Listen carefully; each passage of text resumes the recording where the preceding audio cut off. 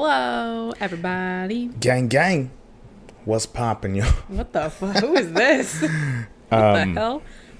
Hi, everybody. I don't know. They just, sometimes you just feel it in the moment and you roll with it, and sometimes magic happens. Other times, not so much. And this was one of those not so much times. Yeah, very much so.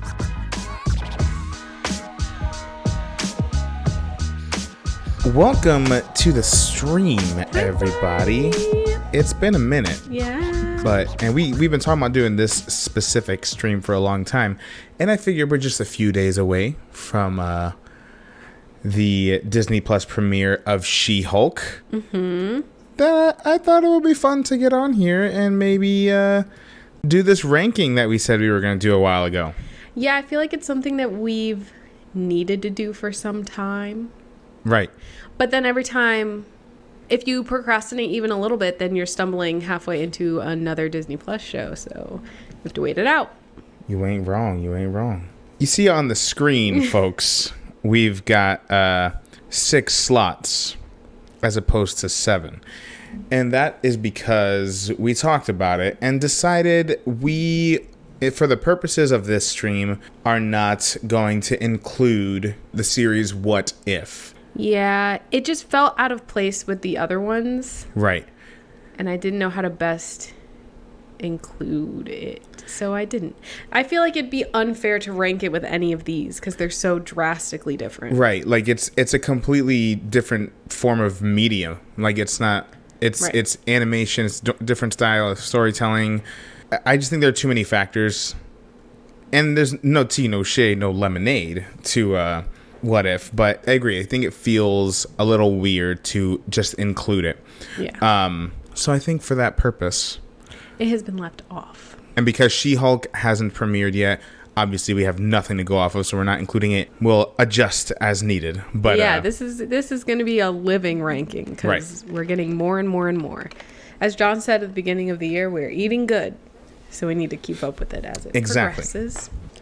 So, wow. Now that I've you smell the excitement. It's stuck in his throat. Yeah. So you know what? Let's just jump right into it. So the pictures that we have up now, these are just in order of when they premiered, I think. So that's not any kind of standing right now. And those are going to change and move. And we also split it because John and I are different people. So we're going to have different opinions. Although I think they're going to be relatively similar. They'll probably be relatively similar.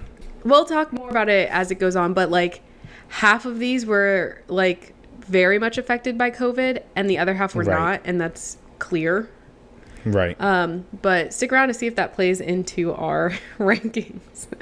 All right, let's start from number 6. Here's another fun fact. I did not prepare at all for this. Well, I actually made this. Thank you.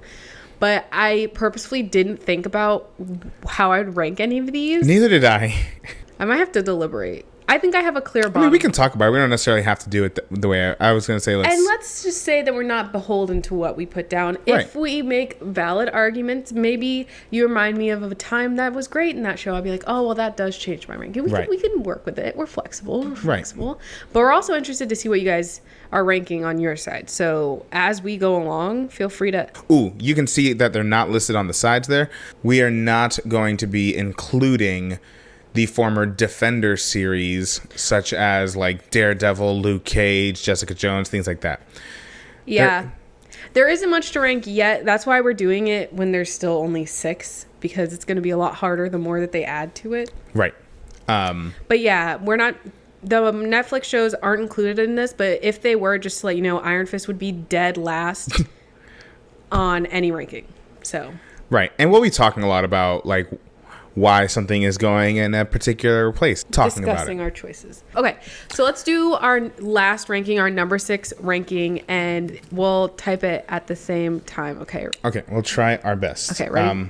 I'm ready when you are. Okay, go. It's not typing. Okay, yeah. How do you spell soldier? SOLDIER. I can't see. Hold on. Yeah, I had a feeling we were gonna have something similar happen here. Yeah, but let's talk about it. Okay, I think I think the Falcon and the Winter Soldier had the bad luck of being the most clearly affected by COVID. Right. Not only just that whole plot line that they had to scrap that made parts of the show very confusing. Right. But also just like, I don't know, because it was such a global show, they were supposed to be traveling all over the world. Right. Like, you could tell that didn't happen, or at least not as smoothly. So it just kind of felt disjointed. I would be very interested to see what Falcon and Winter Soldier would have been in a non-COVID world. Right. I don't think it would be as low as we have put it. Yeah, I'm inclined to agree with you. There is a lot about the show I do like. That first episode, like the first 10-minute sequence they had was like the coolest opening to any show. Like, period. It was so cool. But yeah, I think it's like the more I think about it, it's like there's stuff I really, really like. And then there's just some of it that it kind of falls flat. And I think here, I know common complaints about I would say the first 2 phases. People like to get sentimental now, but I think the first 2 phases had a real villain problem. And I think this wasn't the same kind of villain problem, but they had a villain problem. I think they were trying to paint them as sympathetic, but really they didn't warrant. And I think this has to do because of that cutout storyline. Right. That now they just seem like terrorists. Yeah. That it made them hard to like sympathize with. And I see what you mean about it feeling the most like typical Marvel. I think some parts kind of fall into that. But no, I agree with that. Out of all of these, that is definitely the one that feels the most MCU. And again, you would think that would be a good thing because up until then, hell yeah, brother, Marvel's great. But I don't know. I think especially after WandaVision, like, you're kind of it's a kind of a bad show to follow up because WandaVision was so different.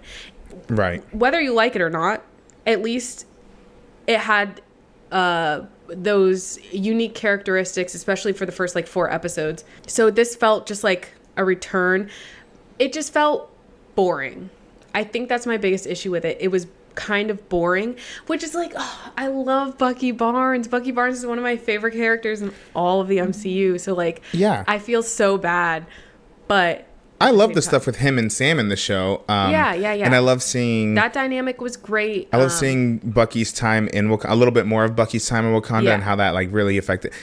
It's like those things. The fact that they're bringing up like, you know, mental health, specifically with soldiers and even race relations. It's like all of that stuff I love, and you know, a black man's place in the country, and like as Captain America, like I love all these conversations. I just think they were trying to, and what was it, 6 episodes? Because they had I really think that whole storyline they cut out really just muddled everything. Because, okay, this goes into what you just asked, Mr. Prince, was who did they fight against? I assume in Falcon and Winter Soldier. It was this group of like, well, okay, so they're the Flag Smashers.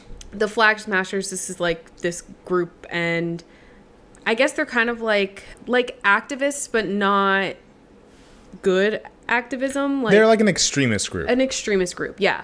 With their points that they were trying to make very fair, and it was all about like the blip and how people were displaced afterwards and all that kind of stuff. Right. But it was like they had that group, and then they had the main one who ended up being Sharon. The power broker. But the power broker didn't really feel like that much of the villain. I don't know. It just wasn't fully developed. What we received. Right. And the Flag Smashers weren't that interesting to me. They want us to be sympathetic, but I felt like they never emphasized that much in the show. There's more moments where I'm like, these guys are dicks, than, oh, don't hurt them. Yes. So we keep talking about a storyline, a rumored storyline, which I'm like 90% sure was actually there and they cut out. Was that I think there was a storyline they cut out about some sort of either outbreak or pandemic that they were dealing with in the MCU, because the Flag Smashers were trying to, that train they were on, or that transport they were on, I don't think it was a train, I think it was a series of trucks, was full of like medicine, like vaccines and like other supplies. How untimely. Yeah, so I think because of what was happening in the real world, they were like, oh, we don't want to make it seem like we're cash grabbing on a very real thing that's happening. So they scrapped all that. And, you know, I think that was the right call, but unfortunately, I think that would have been a big sympathy driven storyline. So because we lost that, it felt disjointed. Like they were being set up as these sympathetic villains, but missing the sympathy. Right. They were literally just terrorists, like blowing up hospitals and shit. Right. So, yeah, I think that did them dirty. And then we had gotten introduced to the Val character here when we weren't supposed to. We were supposed to get introduced to Val and Black Widow. So she just popped up and everyone was like, who the fuck is this? Yeah, it was. There were good beats, like John Walker. I'm not saying that he is good. I hate that man, but that's the point. You're supposed to hate him.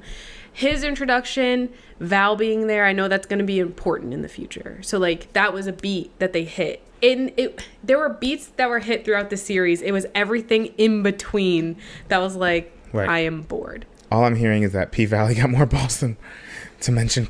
I don't even think it was like that I don't think it was that they were scared to mention it. I think they didn't want to show people like dying of a disease when people were literally dying of a disease. Right.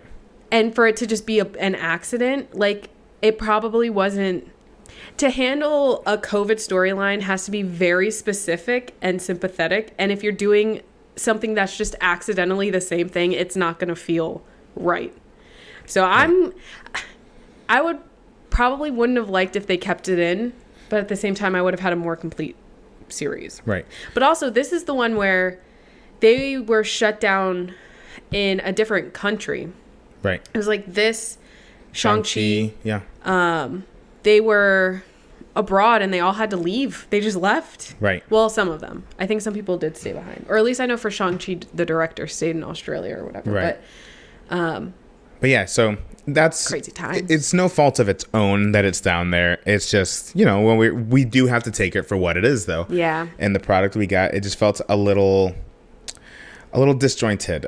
Even Thor feels a little COVIDed. COVIDed is an interesting word. That is an interesting term. I might steal that. All right. I feel like here we might start getting some different.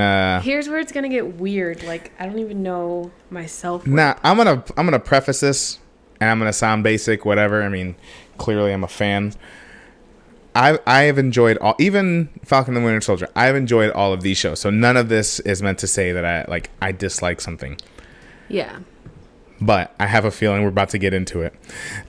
Get into it, yeah. And I said I just got no. And again, I remember we keep in mind that we reserve the right to change our answers and things like that. Oh man, I don't know what. Let me know when you're ready. Oh no. I don't know what to do. Well, you want me to put mine then? No. We should do it at the same time. Let me know when you're ready. Fuck. I don't know which one I want to do. I can't see it. Okay. I couldn't decide between Miss Marvel and Moon Knight. I think I'm going to also go with Moon Knight. So, and here's why. For me. Ooh. Yo, I can't spell. Oscar Isaac is fantastic in the show. I don't want to get her. Something with an M. May Kalmawi. That sounds good. Fantastic. Yeah. Hell, Homeboy, who played the bad guy. Ethan Hawke. Fantastic. The guy who voiced Khonshu. Fantastic. Mm-hmm. The show was fine. To me, there were moments that were boring.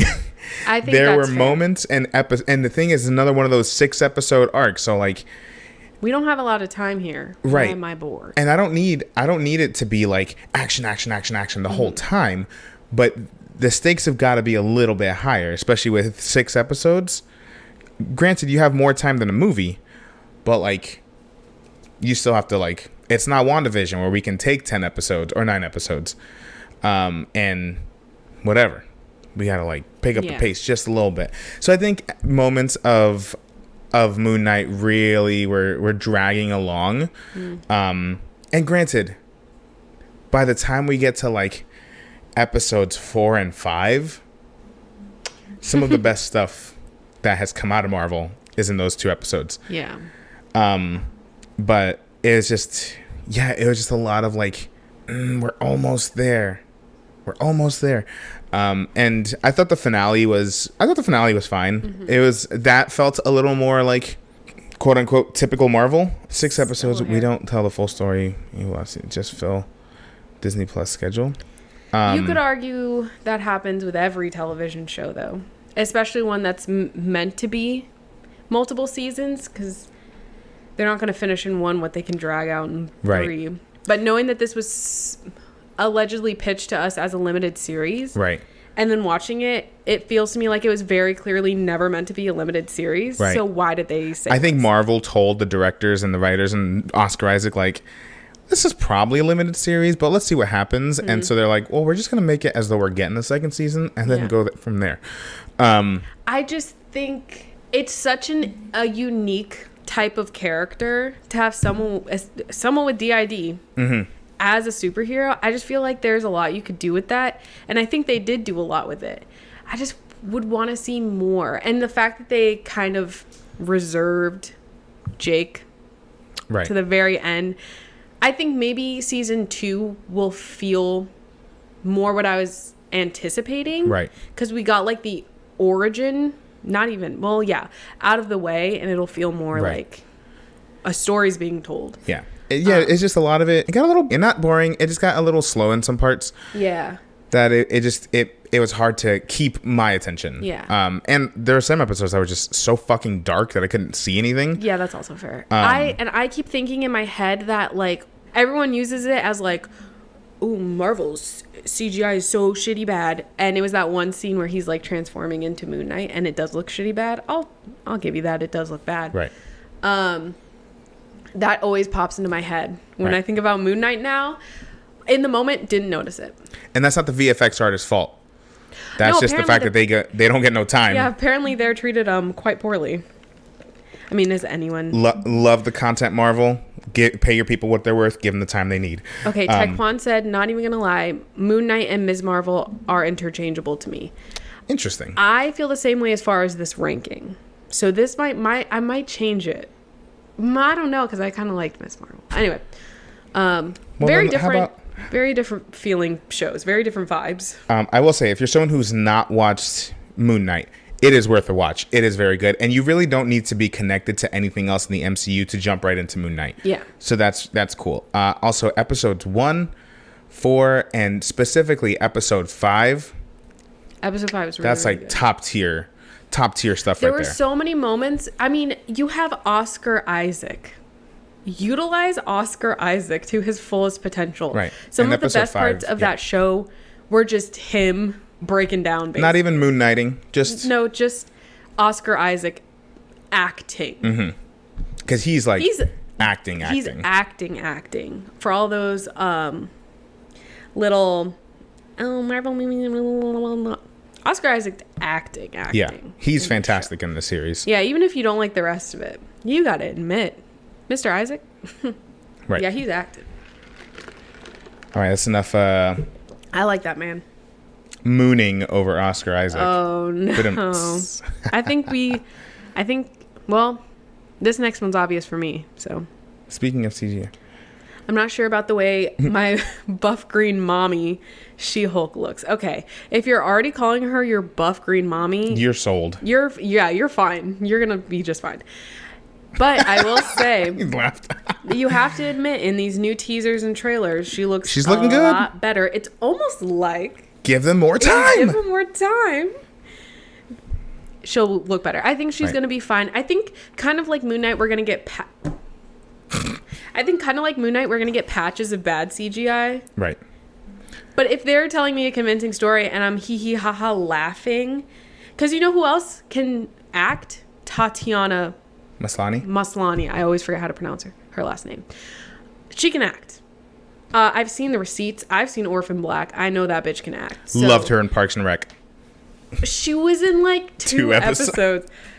So hey, if they're telling me a convincing that's where story, it all starts. That's our love story. That's where it begins, right there.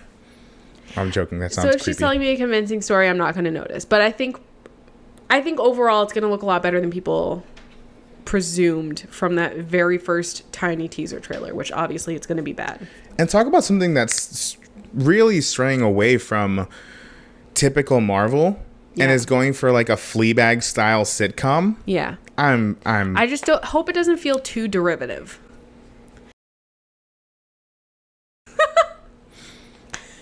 Taekwon. My guy is kind of suspect. I'll give it a chance. I love that character. Okay, that's all I ask. Just give it a chance. Don't ever say those other two words ever again, and we'll see how it goes. I'm not even sure that's PG. It's definitely not. All right, well, moving on. Ready for number 4? Yes, I'm ready when you are. Ready, go.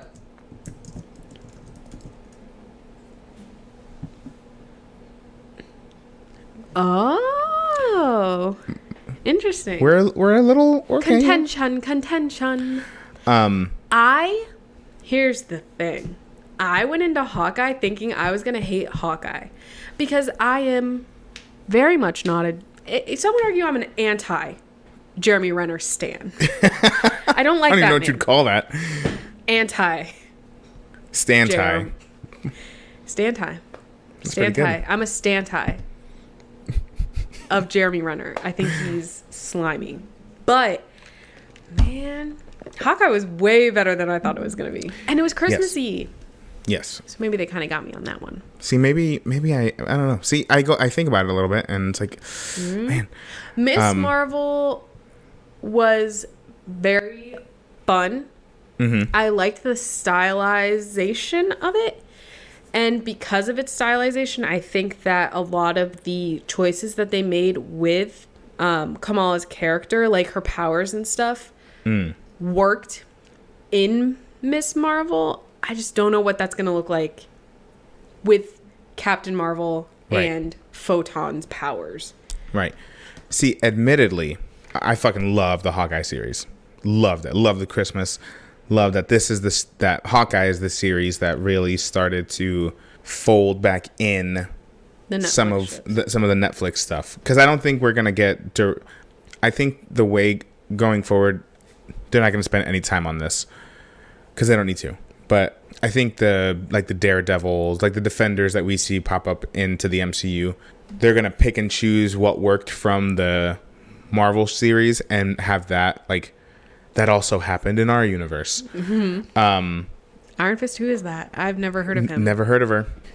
I think that, like, there's a lot to love about Hawkeye. And fuck anyone who got so butthurt about the after credit scene being the Rogers, the musical number. Because I fucking loved it. I think it was fine. I was just expecting... I can't remember what I was expecting, but it wasn't that. Like, I had a very... People were thinking more Kingpin stuff. Yeah, just like seeing him not be dead. I mean, it's very obvious by the end of that he wasn't dead, but I don't know. Nah, I fucking loved it. Yeah, you would though. It was Shyman and Whitman. Oh my god. They're the composers of Hairspray. You loser. And Smash. Smash. Yeah. Don't bring they did Smash. some song. Yeah, they did the Marilyn Monroe songs in the show Smash. Quick question. Yeah. How'd that work for them? Smash is getting its own Broadway show. Is it? Yes. It couldn't even get its own TV show for more than 2 seasons. Okay, the second season wasn't their fucking fault. Their songs wasn't the problem. How would I know? You haven't watched Smash, so you don't know. Why would I waste my time on such a show? I mean, that's fair, but okay, hang on. Iron Fist is going to get reworked. If they fucking acknowledge Black Bolt after Inhumans, they'll give my boy Daniel. Here's the thing. I'm totally open to another crack at fucking Danny Rand and that whole thing and Iron Fist and all of it. As long as that one chick's still in it. Colleen Wing should be the Iron Fist going forward. But anyway, that's neither here nor there. I'm okay with them trying Danny Rand again. You know what I have been asking for 4 years. Jessica Jones to come back, please, Jessica Jones. Well, yes. I want a Heroes for Hire movie or series directed by Spike Lee. I just learned Rent was playing at my university last month, and I missed it. I'm pissed. It's okay. It's just Rent. So, I think if we had a Heroes for Hire movie, you got fucking Danny Rand and Luke Cage. How we gonna pay? You're gonna get us booted off of Twitch for singing Mr. Larson songs.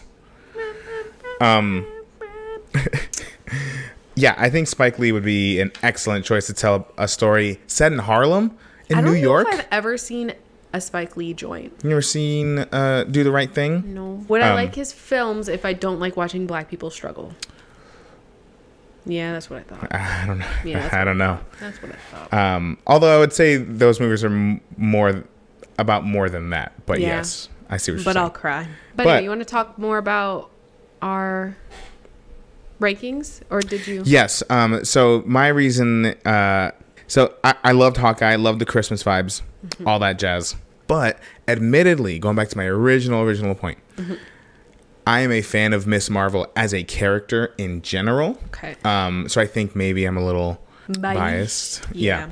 And also, I think it was so much fun. I really love the style in which they told. I think Miss Marvel has the similar issue as Falcon and the Winter Soldier in terms of a bad guy, in terms of the villains. Yeah. I think the villains are kind of the weaker points. Yeah. And that's why for right now I'm gonna put Miss Marvel, but it could easily go in that number 4 spot as well. So I might change it. But for right now, I'm putting Miss Marvel at my number 3.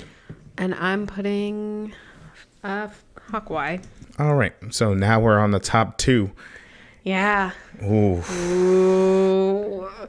I wish I could split up the first half of but WandaVision you can't and the do second it. half of WandaVision. You can't do it. You've got to stick with your guns. Ready to do number 2? Yep. Okay. 3, 2, 1. I don't even know if I'm staying with this one though. Ooh. I might change it. I don't know. They're both so good. But here's the thing. I don't know. Maybe I will. No. I'm going to stick to my guns. Loki was great. Here's the thing. WandaVision was like an event. WandaVision was a cultural reset. When those first few episodes came out, it was like, first of all, we were like all in quarantine. Mm-hmm. We had nothing better to do. We hadn't had any Marvel. For a full year. Yeah. Like nothing new from them. Yeah. And we got this, what was essentially like a mystery show. Mm-hmm. Where we're trying to figure out what the fuck happened. That's why I say if I could split up WandaVision into the first half and the second half would be under Loki and the first half would be above Loki. Mm-hmm. The first half of WandaVision was so different from anything that they had done before. It didn't feel like outside. Well, I mean, it did, but it purposefully fell outside of Marvel. I loved getting to learn more about Wanda as a character. Wanda's always been like the most powerful, underutilized character that they have. And it just, I remember we would watch the episode and then we would watch people on YouTube breaking down the episodes. That was the first time we had done anything like that. Mm-hmm. And then I would go back and I would watch the episodes like 2 or 3 more times. And we would start talking. Find clues. That was part of the early days of this channel. We would also talk about WandaVision and what they were fucking up to. And it also was such a cool way to not only introduce new characters and like antagonists. You know, we got fucking Agatha Harkness. Mephisto. Oh, new rock stars and their Mephisto theories. To be fair, they baited us. No. They baited us. No. With Agatha and the twins and the devil references. Right. That is bait. But we had Agatha Harkness, that fucking douche, the intro-douche who ran S.W.O.R.D. I saw the Quicksilver twist. I heard rumors about Evan Peters But I was like, there's no fucking way. And then they brought him in. They did so that was cool. Oh my God. I forgot that they even did that. That was... And we were all like... Everyone was like, what the fuck does this mean? And then it ended up meaning nothing. See, that's the thing about the last half where I'm like, oh, so none of my theories are right. Which, I mean, they don't have to be. But right. The whole Ralph Boner thing was just kind of like, okay. My husband, Ralph. The whole last fight between Agatha and Wanda, I think that was, what did you say? COVIDed?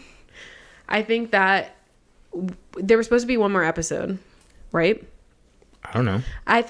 I think that there was supposed to be one more episode that they had to trash because of COVID. And that's why the very last episode of WandaVision feels very rushed, like rushing to a conclusion. And then their fight seemed very, I don't know. I just feel like if they had more time, they could have done better effects for it, and it would have felt better. I didn't necessarily have an issue with the effects personally, but I see what you mean.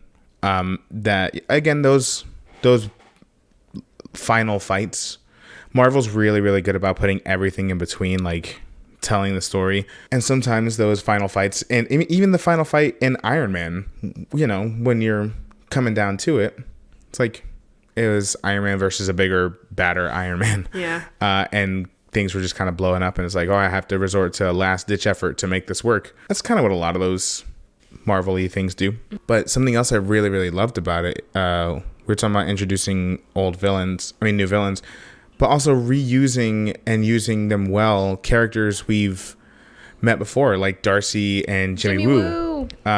Jimmy Woo, who is just like a he FBI agent in Ant-Man. Yeah. That was so cool seeing him come back and actually like have stuff to do.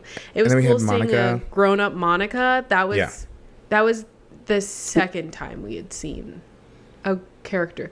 Well, I guess she was the only one to grow in real time because the other one was Ant-Man's daughter. And it was also the first time we saw really how the blip affected people. Yeah. Like seeing her come back at the hospital was terrifying. Yeah. And that was the first time that we had seen like those realities. Right. A lot of WandaVision was terrifying. The first 3 episodes are fucking scary. Like the first episode wasn't that scary, and then there was the beekeeper who came out of that fucking the manhole cover. Terrifying. And Wanda just goes, no. And it rewinds. Oh my God, do you guys fucking remember that? Or do you remember how she saw dead vision for a second? She saw dead vision in that jump scare, and how she just like rewound. Oh my God, I need to rewatch WandaVision. And then it's so good. Above all of that, some of the writing in this, a lot of the writing in this, it was just like poetry. Vision's whole bit about love and grief. Oh my God. And then so scared. the fucking ending when he's like, I've come back once before, so logic says, I'll see you again. Mm-hmm. And then he fucks off into gold dust. Yeah. Not gold dust, like the wrestler, but like gold dust. No, he transforms into the rest of gold dust. Let's see this comment. Didn't have the PS2 graphics of Black Panther final fight. Yeah. That one was bad. Yeah, not the VFX artist's fault, but yeah. Yeah, that one was bad. That one was rough. Speaking of blip, there was definitely pilots and drivers that got blipped. Yeah, I think about that shit all the time. Yeah. I think about that shit all the fucking time. Maybe that's why it looked so poo-poo when Ant-Man came back and was like, the world is disgusting. I mean, you think of the lighter side of it, like in Spider-Man when they came back in the middle of a basketball game and they got hit with hee hee ha ha. But man, there's fucking someone who's flying a plane. I mean, we saw that at the end of Infinity War, the post-credit scene where the helicopter flies into the building. Yeah. There's all... Like, that shit is... When you really break it down, and that's why I don't necessarily get all of the Phase 4 hate, because a lot of Phase 4 is just... It's like... One, it's a reset. Like, we're starting again with a new... Really, a mostly new set of stories to tell. Mm-hmm. But also, it's like showing the aftermath of everything that led up to Endgame. And also seeing people who grew up essentially with the Avengers and all of those things that came with them, like all of the bad guys along with the good guys, like and Wanda's Hawkeye and Miss Marvel and all that. Yeah, and Wanda's one of those characters who, I mean, she was dealt such a shit hand, and she was really one of the people who never got, even after saving the world, she never really got to be happy. She continues to not be happy. That poor child. I know. Can a baby get blipped? Imagine being baby free for years and that motherfucker just popped back like, bitch, you missed me? Oh. No, but what if the mother was blipped? If a mother is blipped, never mind. We're going to get into a... Yeah, it's... Taekwon's asking the hard-hitting questions. What if a mom blips and the baby just falls out of her tummy? But let's also talk about Loki, because, I mean, for me, Loki... I'm going to go ahead and put it up there now. So you heard how excited I got about WandaVision? Girl, what the hell just happened? What? My whole thing. Oh my god, guys, don't look at my other. Don't look at what? Google Reloaded. Oh no. And for a split second, you guys got to see all of my slideshows. And that's quite embarrassing. A lot of those were for work. Okay, well, I think we're back. Yeah, hold on, let me write. You heard how excited I was about WandaVision, and I did feel some of that with Loki. Like, we did the whole thing where we'd watch an episode and we do that now. Now that's just standard for us. We watch an episode and then we go watch people talk about that episode to break it down. But I don't think I experienced that level of, like, I'm incredibly engaged with what you're doing in Loki. I think it's just, like, the stuff that they were able to cover in Loki was... When people tell me that they liked Loki the most, I can fully understand why. Loki was very good. Yeah, I started rewatching Loki not too long ago, and it's like, how can I say this? It's like an epic series almost. And I mean, it's well acted, it's well written. I think they blend in that kind of quippy humor that the MCU is known for in there really well. And I think Tom Hiddleston just has such a grasp on who this character is that, like, it was so well done. I think this was like, we're putting out 3 shows or 4 shows this year, and if one of them lands, it's got to be this one. I don't know. It's just like I'm thinking of, I think it was episode 3 where they have that moment where they're running through the city set, like it's not really a one shot, but kind of that one shot. That was super cool. Again, these series really know how to do a penultimate episode really, really well. Journey into the Void or whatever that episode was. Super cool. Loved seeing all the different type of Lokis. And for this one to have come out second or third. I think it was third. Yeah. Well, yeah. I don't know when all they were filmed, but this one feels the least like COVID-y for how early on it was released. Right.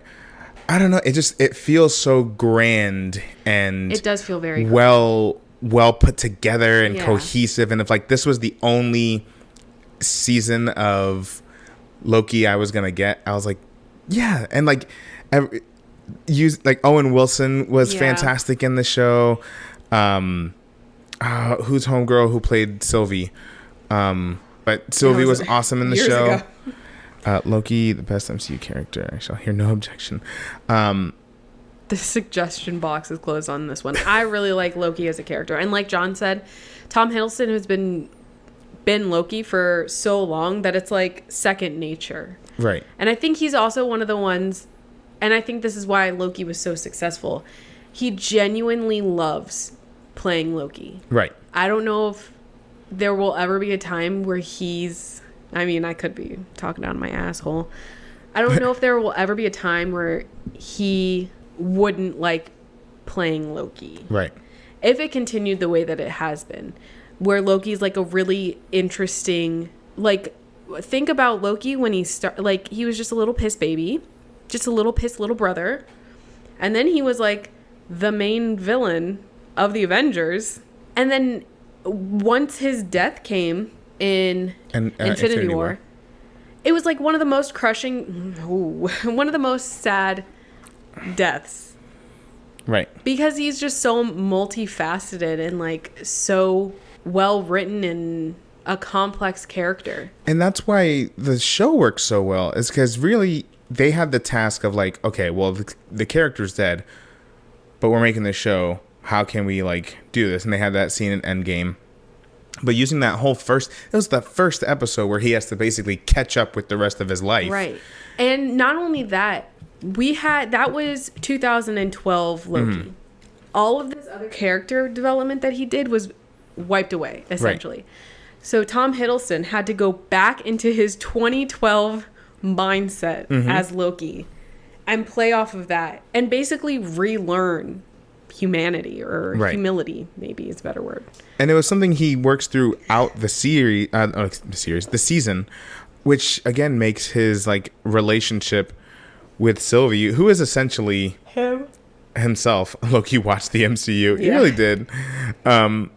And also learn how to accept friends like Mobius. Because up until 2012, like he was working with people. He ain't have no friends. No.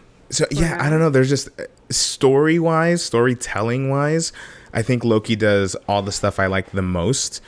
And then I constantly I go back.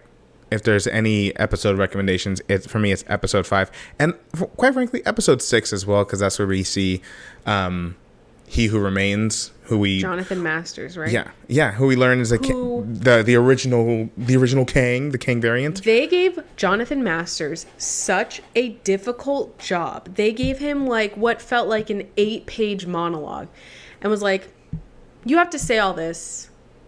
Don't make it boring." Right. And he was like, "Bet, I got it." And he delivered this beautiful monologue about like how depressing life is, basically. And it was brilliant. It was so insane. And okay, I think I agree with you that Loki, out of all of them, even the ones that were released afterwards, felt the most whole. Right. Like it didn't feel like it was missing something, or the villain wasn't as well thought out, or it was rushed at the end. I think Loki definitely is like the most well done out of all of the shows. And I think it's going to be the one that has the most impact in this next Kang phase. Right. What are you doing over there? Oh, what's he doing? What's he doing over here? I'm looking over here and I'm just thinking about the way I talked about WandaVision and the way I talked about Loki is more in line with the way I talked about Hawkeye than Miss Marvel was. And so I'm like, again, these are kind of interchangeable. I can find things but I think I'm gonna go this. Okay. But I'm gonna stick with my guns. I think Loki is probably that number 1 spot for me. Yeah, Loki and WandaVision are very close. Right. I think I just enjoyed WandaVision more. Right. At least in the beginning. We got fucking Throg in Loki. We got Throg. And we got Gator Loki. We got Gator Loki, the best Loki, if you will. I have a pin. I have a Gator Loki pin. Do. We got a lot of good stuff in Loki. And yeah, that one's like, I think my brother is very hard to sell on a lot of these. Like he absolutely refuses to watch Miss Marvel because he hates Miss Marvel as a character. Which is so weird. It's not that he hates her, it's that he thinks that her powers are boring. Oh, Loki was dope. Again, episode 5, when he fucking raises a projection of Asgard. Yeah. And then he fucking died. God damn it.